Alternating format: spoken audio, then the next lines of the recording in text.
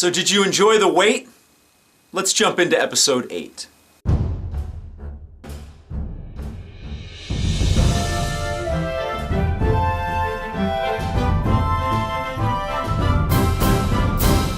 So apparently the merged tribe has a new name. Now I probably should have noticed this last week, but I didn't. And the name is Dan Grain, or Dan Grainy, or as I will refer to it from here on out, as Dang Rain.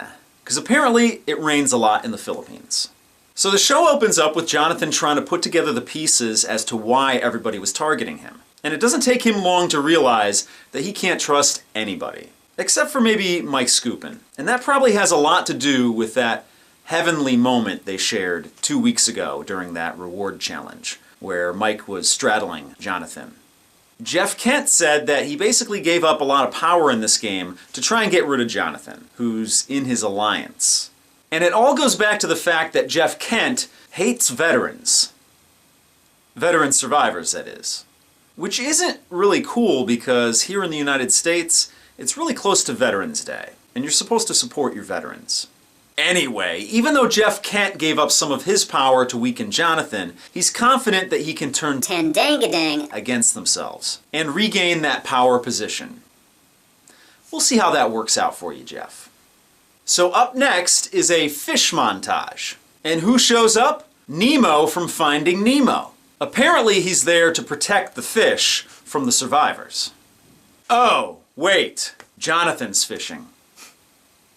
Never mind. Apparently Nemo is just there for the paycheck.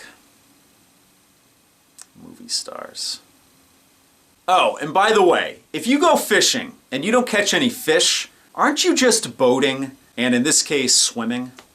So going back to Jeff Kent, he says that Lisa is so nice and naive and soft. It kind of makes me sick. Listen, Jeff, there's a lot of false advertising going on with Lisa. She appears naive, soft, and nice, but there's a lot going on in that head. So be careful who you hitch your wagon to, because it might not be as stable as you think. So apparently, at this point in the game, no one likes Abi Maria. Not even Not So Vanilla Pete. The same could be said for artists. No one on Dang Rain is an artist connoisseur. As for Not So Vanilla Pete, I don't think there are any Peter files on this tribe, except for Abi Maria. She's a big fan of Not So Vanilla Pete. Now, one of the survivors I follow is the specialist Philip Shepard, and he's a friend of the show. And I get the feeling that he's really not a big fan of artists. Not an artisan, if you will. Come on, guys. Can't we all just get along? I mean, I would consider myself a Filipino and an artist aficionado. So can't I bring you guys together? Can't we erase the hate? By the way, I just gave you about 3 or 4 great t-shirt ideas. So if you make any money, I want 10%.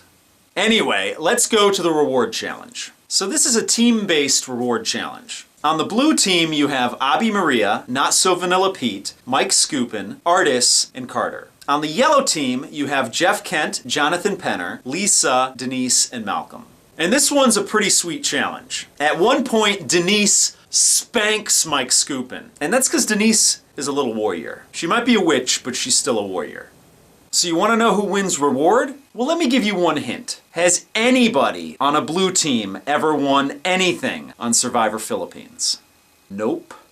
So while the yellow team is enjoying their riverboat ride and feast, the bluesers go back to camp, where they eat beans, and in Abi Maria's case, spills them.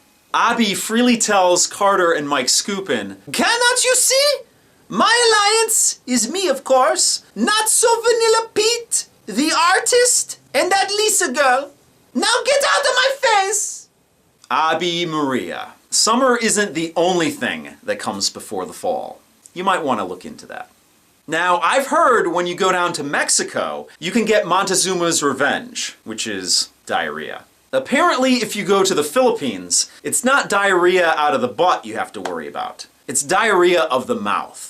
So apparently, the 2 most strategic players in this game are Not So Vanilla Pete and Lisa. But Lisa is the one that's getting the better edit, so I'm guessing that her plans are the ones that are going to work out. So it's the day of the immunity challenge, and Mike Skupin tells Jonathan Penner, and basically the world, that he has a big clam. He says, "I have a big clam! Let it be known!" Let's go to the immunity challenge. So Jonathan's smart enough to know that if he doesn't win immunity, he's gone. So he's got to lay it all on the line. And guess what? Jonathan pulls one out of his hat and wins immunity. For the first time after playing this game 3 times. So this doesn't sit well at all with the "dang rain, why is it raining all the time" tribe. There are no Penner files left in this game.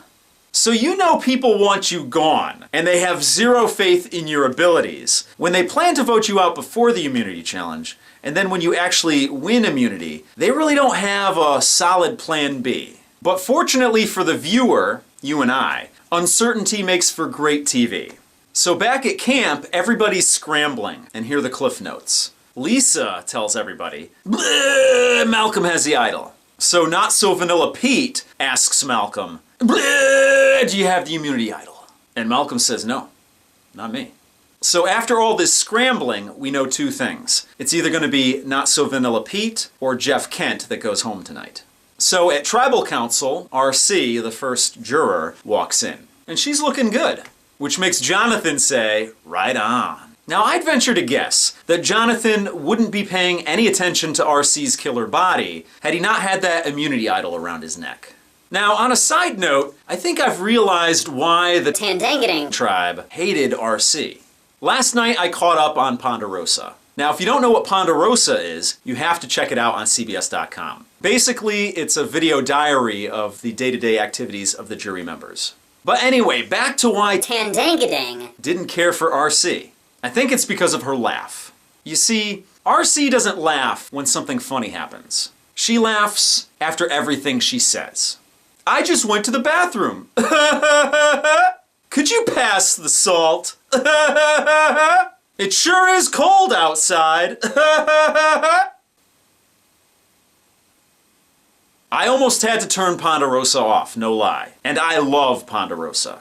Anyway, let's get back to Tribal, where the verbal diarrhea continues.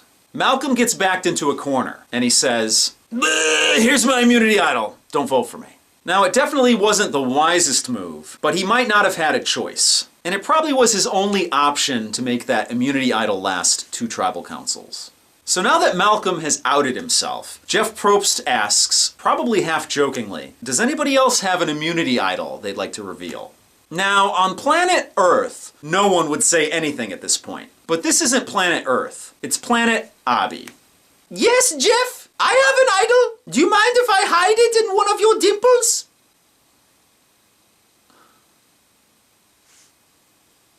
So after all of that, no immunity idols are played, and the only person to vote against somebody with an immunity idol is Jonathan Penner. And unfortunately for Jeff Kent, he's voted out. And Jeff Kent gives a very candid and entertaining exit interview. He says he really wanted that $1 million. Well, not million, 600,000 after Obama takes his 40%. What are you talking about, Jeff? Everybody knows that the $1 million prize on Survivor is tax-free. Go ask Richard Hatch. So let's check in on the survivors and see what they had to say on Twitter.